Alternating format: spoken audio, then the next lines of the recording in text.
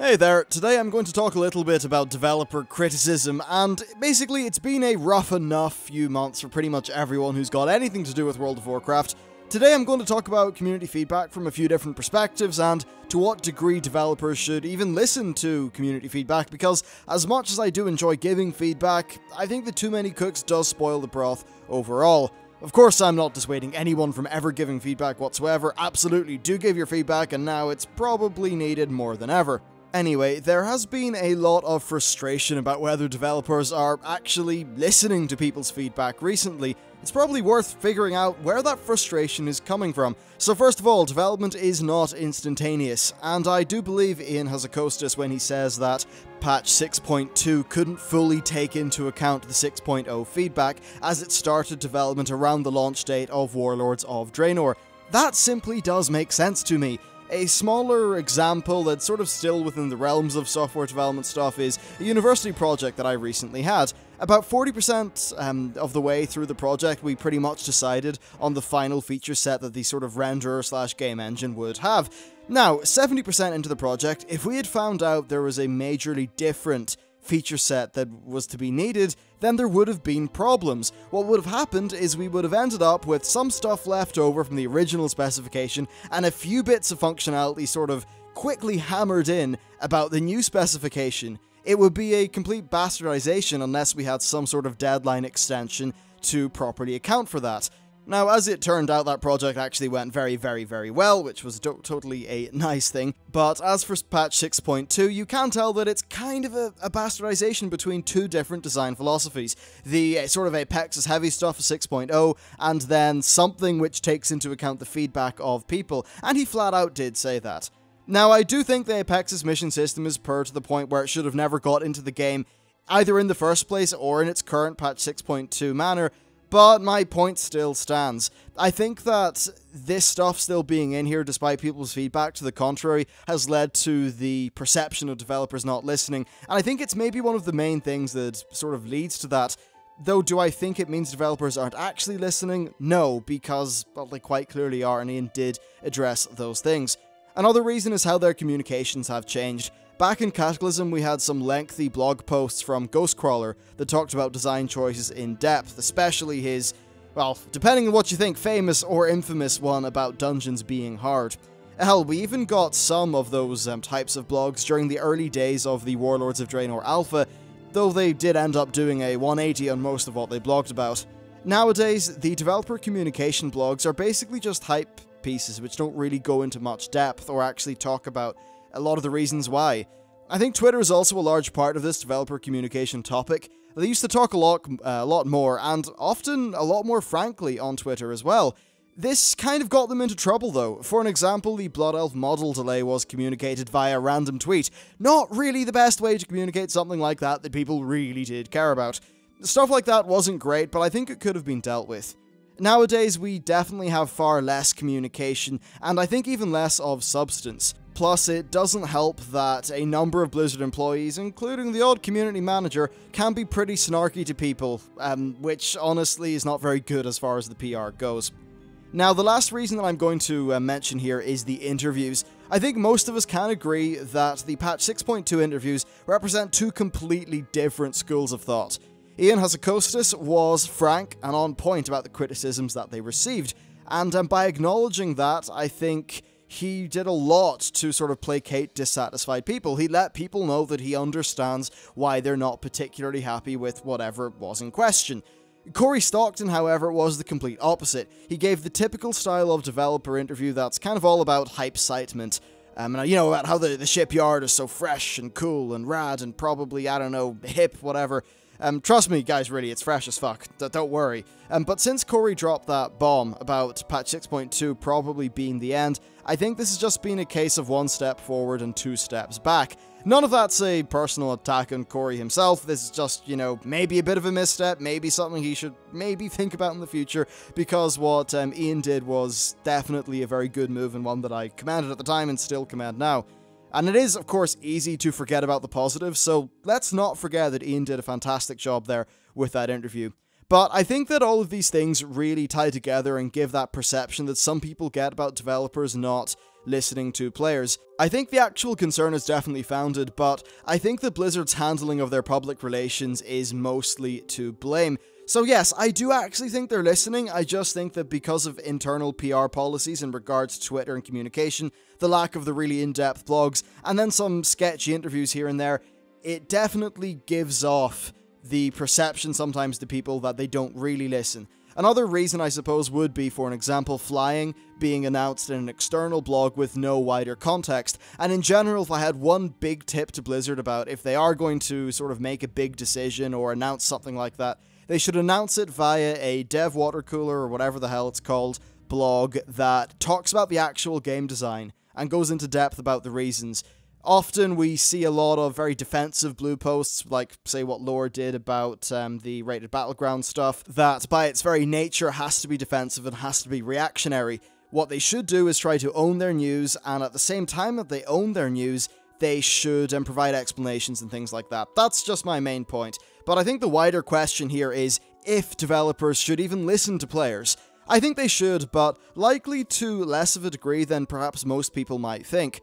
I especially think that taking players' feedback literally can lead to disastrous problems.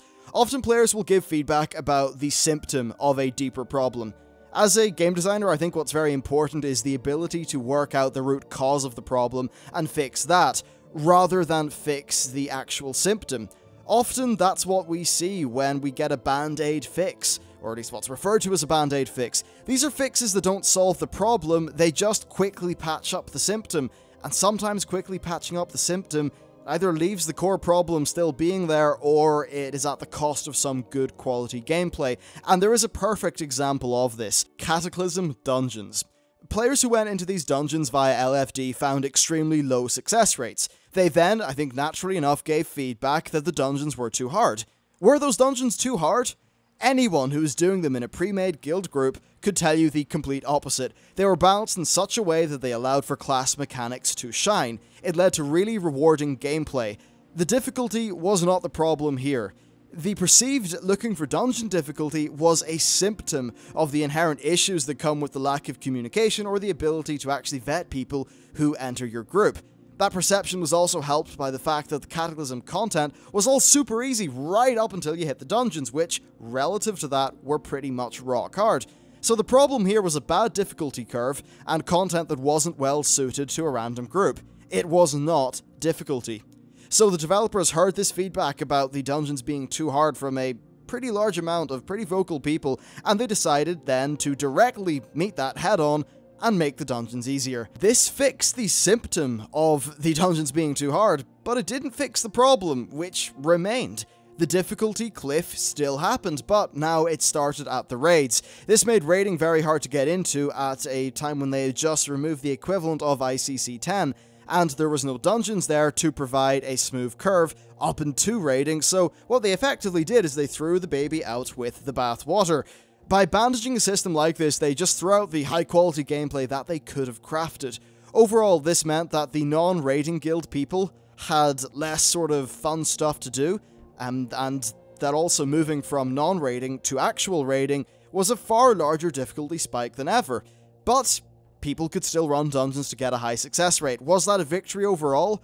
I don't really think it was a victory for the quality of the game. So my key thing to take away from all of this is that yes, player feedback is important, but while it is important, there is a good chance the players are giving feedback directly about how the current game is making them feel. They are relaying their perceptions.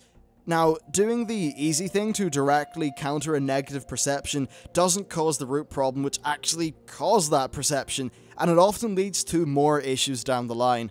Back in Cataclysm, if they had have stuck to their guns a little bit longer and then brought in systems to alleviate the actual problems in patch 4.1, then I think we actually might have been in a far better position overall for World of Warcraft. Having dungeons with that level of difficulty was a brilliant way to teach people the skills needed for raiding. Perhaps if patch 4.1 had have rebalanced where normal and heroic dungeons were in terms of loot, then player expectations in regards to the actual difficulty would have been different.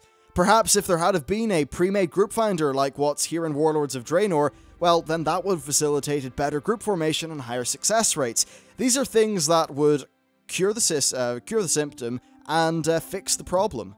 rather than just fixing the actual symptom and then leaving the problem there and causing loads of other issues, which is something that we kind of have seen quite a lot from Blizzard. With daily quests, there was the perception that there were too many dailies. Was that the real problem though? Because that was certainly the feedback people were giving. People were saying, I'm doing too many dailies, there are too many dailies.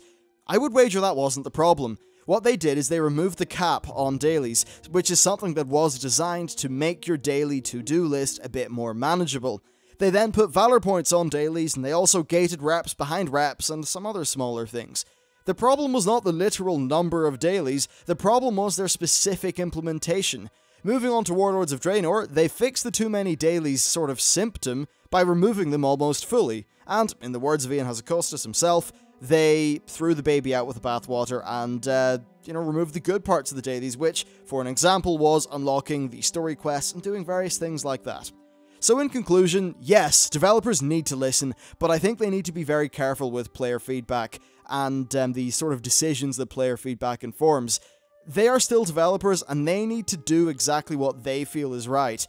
For similar reasons, I also worry that the business end of Activision Blizzard is causing designers to not really be able to do what they specifically want, but that is a whole other kettle of fish. I would refer you to the tweet where Ghostcrawler just sort of referred to the idea of him having a lot more design freedom working at Riot because there were less kind of overarching designs about how accessible things needed to be. I suppose another thing that I should actually just slot in here in this video is the topic of the no flying in Warlords of Draenor. I think what happened there is they left it open and then they made a very hard binary decision. They didn't really communicate it well, and that's overall what led to that idea of, oh, the developers aren't listening to us, and it's something that I sort of felt at the time as well. I mean, I felt they were listening, but I felt the biggest issue was their just communication wasn't really that good. And then what happened is they actually listened to the player feedback, and they decided that actually they think the players were right. Now, what we, I think, now need to ask ourselves is that throwing the baby out with the bathwater? I think that in this case it isn't, because with flying specifically, we're still going to get all of the benefits of no flying, while that content is still relevant and still needs to be tackled by players, so it seems like they've got both the pluses and the minuses. But perhaps we're just going to have to think about that at a later time once flying actually makes it into the game. Now finally, I want to give a quick word about why I give feedback on the channel, and the main reason's actually pretty simple. I think that putting out ideas is a really good thing. So if a developer happens to see a video, then that's great, but I think it's more important and almost an obligation on my part to use what I've kind of got for good and at least try to stimulate discussion of some sort. I think if we as a player base, even in a small way, try to talk about the wider issues like rational adults, then we stand to get a lot more done. There definitely is a joke to be made about the schoolyard nature of American politics here, but I think I will skip on past that before I get 40% of everyone to unsubscribe. As far as actually giving developers feedback though, what I would say is, don't be a dick. I see a lot of people, and I mean sometimes yeah, I'll throw in some fruity language here or there, whatever, but that's in a video that's addressed to you lot. The difference is, like, if I'm going to tweet Ian Hazzikostas directly, if I'm going to tweet Halinka directly, I'm not going to say, hey, Brian, you fucking shitlord, what's wrong with RBG loot? God, you cunt. I'm not going to say that, because when he sees that tweet, what's he going to think? He's going to think, bloody hell, that wasn't nice, I don't think I want to listen to this person. So, I'd say when giving feedback, just try to keep it cool, try to be, focused on the actual discussion and not the emotions of it all. But that said, I can totally understand people getting animated and things like that when they perceive that a game that they love maybe isn't really going down the best direction. Certainly that's something that we all end up, I think, getting a little bit of now and then. And yeah, I still reserve the right to be really, really animated and pissed off when I find out that 6.2 is the final patch, because I think at that point I've got an obligation to be a bit like, what the fuck, where's the value? From a sort of consumer advocacy point of view. But yeah, anyway, that's basically it for this video. I just thought it's a fun discussion to have, and honestly one that probably should be had, given that this has been a period of a few months when there has been a lot of feedback given to developers. So anyway, hope you found that, I don't know, fun. Probably wasn't fun, but whatever. You made it this far, congratulations. Thanks for watching, and I will see you next time.